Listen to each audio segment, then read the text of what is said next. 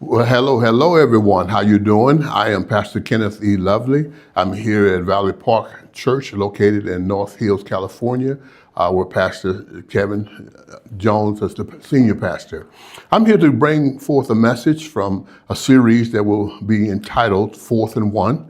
Each time I speak to you, we come from that umbrella, under that umbrella, to let you know that life stories and life events fall under the caption of Fourth and One.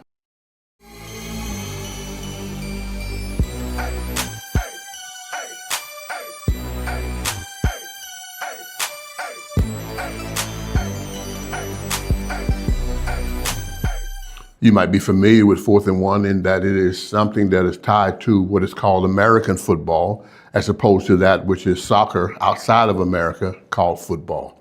In football, you advance the ball 10 yards in 4 plays. If you fail to get 10 yards in 4 plays, sometimes you have to make a decision of giving up the football or to go for 4th and 1 if that's the next yardage that's needed. So 4th and 1 means that you're going for it with all you got. One thing that I like to bring into it is that the Bible is full of 4th and 1 situations because of in God's playbook known as the Holy Bible. Within the first 39 books of the Bible, there are the storylines that we will cover. I will be sharing with you storylines that will affect how you see 4th and 1.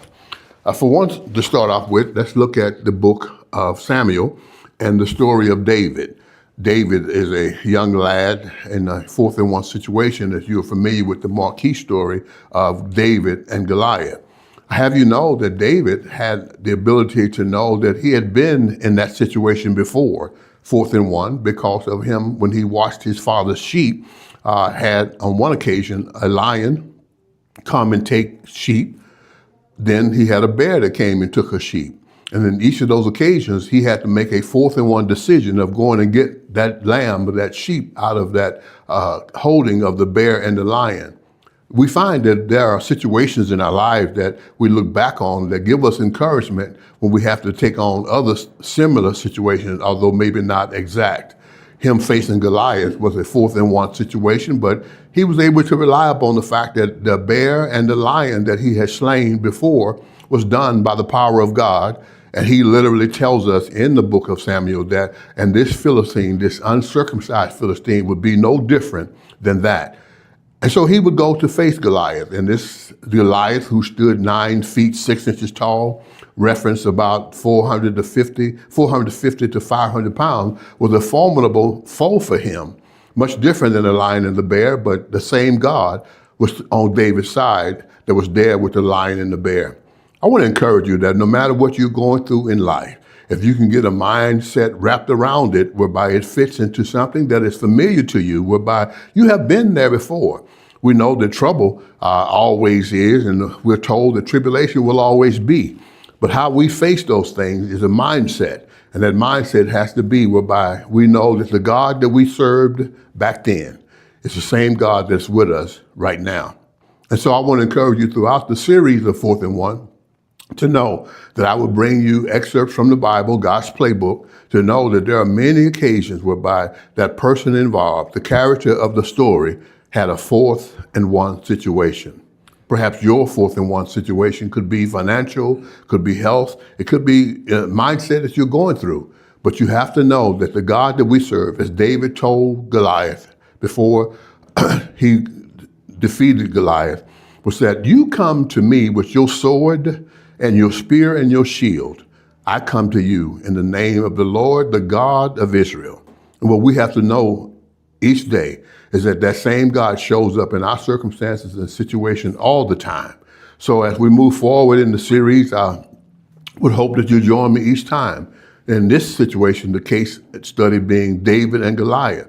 But there are many stories in the 39 books, the first 39 books known as the Old Testament, that I will be drawing conclusions from, that you should readily see that your situation is not too hard for God, for nothing is too hard for God. And as we move forward, I want you to see that as David is an example in this storyline, he, on his way to fight the battle, He had to put away the things that King Saul wanted to give him, his shield and the king's sword and all that. David was not skilled with those things. But David went to what he knew, and it was a sling and stones. And the Bible tells us, as we continue to look at this, to know that David stopped and gathered 5 smooth stones, headed to a battle against one giant. Why the extra stones? Because most people don't know that Goliath had 4 brothers. So David had one for Goliath and 4 stones for in case those brothers wanted to get involved. You see, with a 4th and 1 situation, you have to have a mind that says that no matter what, I am going to be successful in my attempt and my going forward in this event. And so with that, David picked up 5 stones, 4 for the other brothers in case they wanted some. And that's the mindset that we have to have in a 4th and 1 situation, that it's all or nothing, because it's all God. And if God is in it, we win it. And so the faith of it tells us that if God continues to bless us and that we continue to have the faith, we have to know that God has the power. Our job is to show up to the arena. And as David was there and took the field against Goliath with the armies of the Philistines on one side of the valley, the armies of Israel on another side of the valley, David went down to battle with Goliath. And in this 4th and 1 situation, David didn't walk down trembling, shaking and weary.